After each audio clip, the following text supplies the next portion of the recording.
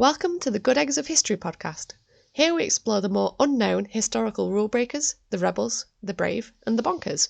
I'm Hannah Sheckle, and I'll take you on a journey to discover these absolute badasses.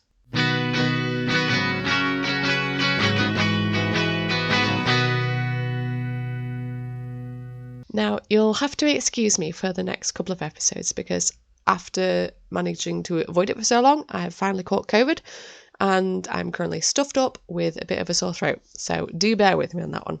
A dwarf who joined the royal court, lived through the English Civil War, killed a man in a duel, spent 25 years as a slave, then ransomed back to England.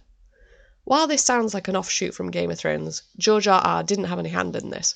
Today, we're talking about the bizarre life of Geoffrey Hudson. The podcast will mention old attitudes to dwarfism, and the exploration of Geoffrey's life is not to ridicule his dwarfism. He was just an interesting man who led a fascinating life. Rumour was Geoffrey's mother choked on a gherkin while pregnant, and I had to include that detail because I love gherkins. But more likely, the reason for Geoffrey's stature was that he had a growth hormone deficiency. Born in 1619, it was clear from childhood that he would remain smaller, but in perfect proportion, which was fairly unusual. His father, John Hudson, kept bulls used for baiting for the Duke of Buckingham. When he was 7, he was presented to the Duchess of Buckingham as a rarity of nature, and he joined her household. Later, the Duke and Duchess threw a banquet to entertain King Charles I and his wife Henrietta Maria. Geoffrey was hidden inside a 2-foot-high and 2-foot-wide pie, which was covered in gold leaf, and Geoffrey burst out dressed in a suit of armour and swinging a tiny sword. Queen Henrietta was enraptured by him, and Geoffrey was offered to her as a gift. While this all sounds like he didn't have much agency, and he probably didn't, and his parents were a bit cruel in offering him, but opportunities for people in Geoffrey's position were very rare, and his parents thought that this was probably his ticket out of certain poverty. If people were going to be making fun of him anyway, it might as well be in surroundings of luxury rather than squalor. He went to live at Denmark House in London, which became Somerset House, the Queen's private residence, where he became known as Lord Minimus. Minimus means a creature of the smallest size, in Latin. Queen Henrietta Maria felt alone and trapped, a French Catholic in Protestant England. But she forged a surprisingly strong bond with Geoffrey, who provided witty, intelligent company, particularly after he was given a basic education. It has been speculated that they identified with each other, being outsiders in a society with very strict rules on what was acceptable. As he grew older, he would soon go on to hunt and shoot, and join the Queen's private entourage when touring the country. During the winters, he would perform in small court plays known as masques, where he was often the highlight. For example, he was part of a routine with 7'6" William Evans, who was another curiosity of court, where William would pull Geoffrey out of his pocket along with a loaf of bread, and proceed to make a sandwich. Maybe he had to be there. Dwarves weren't too rare at court. In fact, the Queen already had 2 other dwarves in her retinue.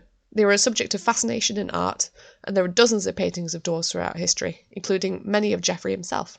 He became well aware that despite his wit and his humour, without the novelty of his size, he would most likely have had no place at court. It was even remarked on with amusement that this small man came from England's smallest county, Rutland. When he was 10, he was sent to France on a mission to bring the Queen a midwife to aid in the delivery of her first child. While he was there, with court dance master and hunchback Jacques Cordier de Beaucamp, Geoffrey impressed the court with his dancing abilities, collecting a lot of expensive gifts from the courtiers. Unfortunately, the return voyage was a treacherous one. Dunkirk pirates captured the ship and plundered it before finally releasing the crew. This wasn't to be the only time he was captured at sea. Sadly, the Queen's baby died, but Geoffrey was a great comfort to her. He kept her company during a very long recovery, and he became one of her most trusted advisors as he grew older. In 1642, the Civil War broke out. Henrietta Maria left for Holland along with her entourage to try to raise funds and ammunition. She landed back in Bridlington, Yorkshire in February 1643, and at 5 a.m. they were woken by cannonballs thundering into the village. Now in his early 20s, Geoffrey ran to the quayside sword in hand, showing both his bravery and his loyalty to the Queen. However, the parliamentarians didn't disembark their ships, so Geoffrey lived to fight another day. He may have fought in the Civil War. The author Walter Scott claimed he did, but records are hazy. Henrietta Maria honoured him with the title of Captain of the Horse, and later Charles knighted him. Apparently that was done as a joke, but he still counted it as an official knighthood. Geoffrey was known to be a voracious reader. Off the back of this, he became known for his rapier wit and his cutting put-downs to anybody who would insult him. He let it be known that he would no longer accept any jokes about his height. But in 1644, in France, Charles Crofts decided to ignore this and insulted him in some way. Exactly what was said has been lost. As a result, Geoffrey challenged Charles, who was the brother's Queen's master of horse, to a duel. Crofts came to the duel armed with a water pistol, but Geoffrey took this as a further insult and shot Charles in the forehead. In Henrietta Maria's own letters she wrote, "The gibing cavalier took no firearms, but merely a huge squirt, with which he meant at once to extinguish his small adversary, and the powder of his weapon. The vengeful dwarf, however, managed his good steed with sufficient address to avoid the shower, aimed himself and his loaded pistols, and withal to shoot his laughing adversary dead." Duels were outlawed in France, and Charles's brother was a powerful figure, so Henrietta Maria had to override the call for Geoffrey to be sentenced to death, despite being embarrassed at his conduct, and instead sent him back to England.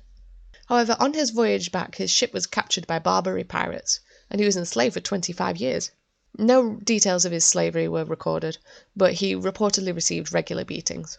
And according to Geoffrey, he claimed to have grown 45 inches due to all the sodomy suffered at the hands of his captors.